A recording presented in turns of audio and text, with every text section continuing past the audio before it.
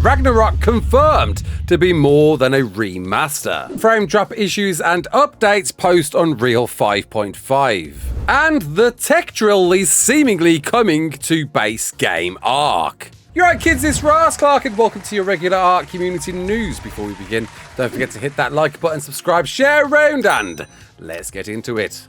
So Community Crunch 462 arrives to us asking if we're ready to rock our socks off because Ragnarok, I wanna rock. That's a terrible pun. With a countdown to it and the date still being June the 18th, though. Come on, man. Place your bets on when this is going to actually drop. We'll see, especially with the Unreal 5.5 issues we've been having at the moment, but more on that shortly. And the devs are seemingly excited with this one as they explain closing in on the launch. Ragnarok Ascended offers a complete top-to-bottom redesign that goes beyond a return or a remaster. It's a full-scale revival, and when coupled with the shots we found in the dev kit recently, where comparing the ASC version of Ragnarok to a new layout that offers with new islands to explore, some regions moved about, there was certainly some hope that with the new layout, and this being the very first map that's being made in Unreal 5.5, the original devs of this decided to recreate it in perhaps a vision that they could never do with Evolved. Something I've been very keen to see with every single ARK remastered map, and so far, yeah, they've had some nice little touch-ups here and there, but they've not been a really fully redone, giving us new areas to explore, bar one or two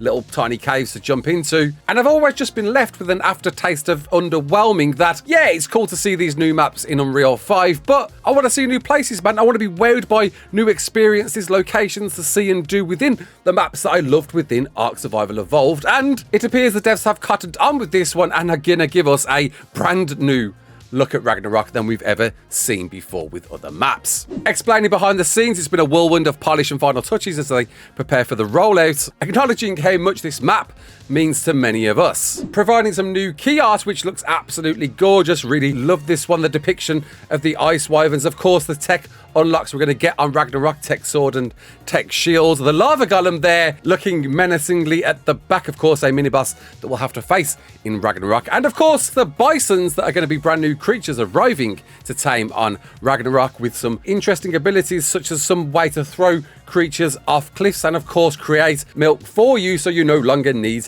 to get wyvern milk to raise any wyverns yourself, with some potential other uses we just don't know yet. But I'm seeing baby griffins in this key art, specifically flying around. Are you going to do this to me once again, wildcard? Yes, we know baby griffins are coming and it's great to hear. I love to hear. I'm a big fan of griffins, and the ability to breed them and imprint them is insane because griffins are monsters, and to get an imprint on top, can't wait for that. But seeing a flying baby griffin does make me think, am I going to see a flying wild out there for me to tame instead of simply just going to tame an adult griffin? This happens with almost every map. I'm sure it's a meme at this point, and the wildcard know that they're trolling us, that some baby flyer gets featured in a trailer or whatever in the lead up to a map and we get duped over and over again. Is this the one? Is this the one where we're finally going to see wild baby flyers in ARK? Jeremy said in the Extra Life interview we did last year that they were figuring out a way to deliver this to us, and perhaps this is the map that's going to do it. We'll see. But either way, I'm very excited about this one, especially seeing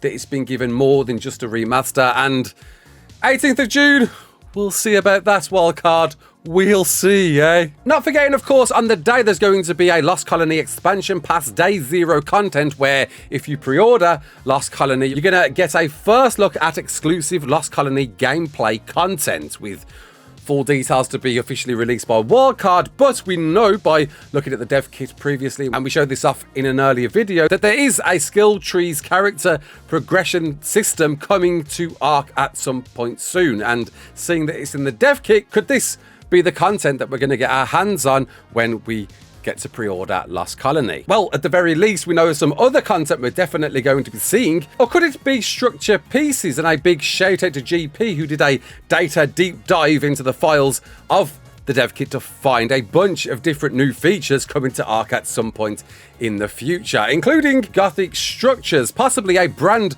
new tier piece coming with Lost Colony later on in the year. And maybe this could be the early access we get because structures aren't as difficult to navigate around, right? Bringing into the game early, if of course it's simply an aesthetic piece. It could be some brand new health piece that requires certain weapons or gear to actually destroy. Who knows? But very exciting stuff, with GP finding even more details on the shoulder dragon that we know is coming as the next fantastic beasts, having some seasonal abilities. Now this really dials back to something the original Ragnarok devs were working on before they got hired by Wildcard. This is true, this is insane. Now if you don't know, after Ragnarok released, they was working on another map called Apex, and they was introducing some really interesting mechanics that never came to fruition. But at the time, they was introducing the possibility of seasons for their next map to literally go through spring, summer, autumn and winter through a cycle. Could these two things be linked to suggest that Ragnarok is going to have seasons too? And whatever abilities the next fantastic tame shoulder dragon is going to possess, it's going to be related to seasons.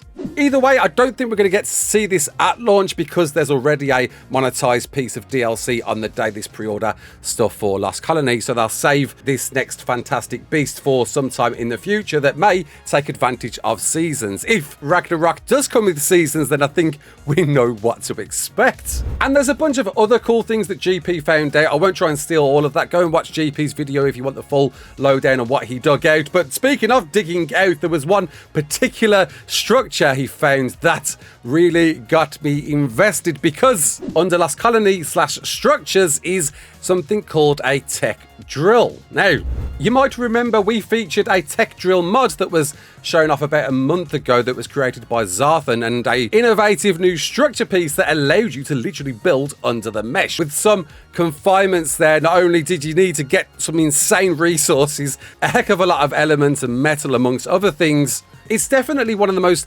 intriguing mods I've seen to date, giving you literally the ability to build under the mesh and create new base spot locations for you if you'd prefer that. Go and check out that whole video if you want more info on what this was all about. I'll leave a link to that in the description. And you might say, hang on a minute, it's a bit of a stretch to say, well, tech drill's there, and just because it says tech drill, surely it can't be this tech drill, or maybe it is, right? Well, within Zarthan's Discord, somebody asked if Wildcard offered them a job after they released that gem. Zarthan hasn't officially confirmed this, but eyes are eyes, man. Eyes allude to certain answers, and you put eyes plus dev kit content plus an existing mod. Well, you be the judge, but I think this pretty much confirms that tech drill we're going to see in some iteration arriving with Lost Colony. And now we got all the good stuff out the way and done with. Yes, there's unfortunately bad news, right? You know, can't have a news video without some bad news to throw in there. And it's a lot of you out there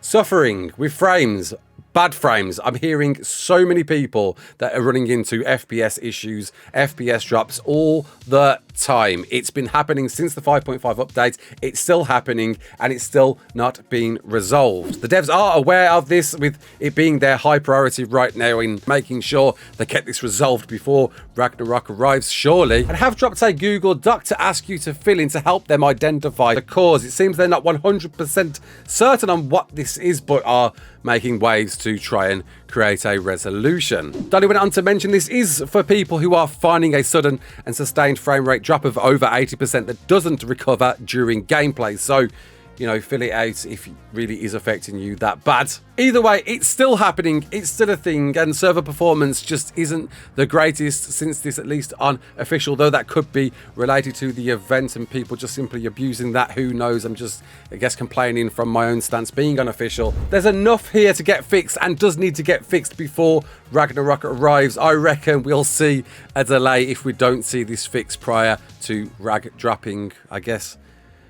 We'll see about that one. With a final thank you to Wildcard showing off our creature guide for Australia, showing you all of the new creatures that have arrived to Australia since the Lemnokis update. And if you haven't checked it out yet, we just dropped a guide giving you a complete roadmap progression on what to do as a noob to Australia, all the way up to beating the bosses on the map that hopefully you'll enjoy. So get it in quick, because Ragnarok's coming around soon, and I am very hopeful for this one.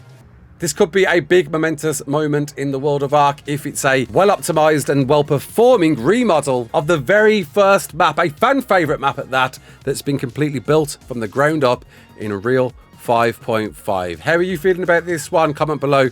Let me know. Until the next one, my name's Raasclark. Don't forget to like, share, and subscribe. And as always,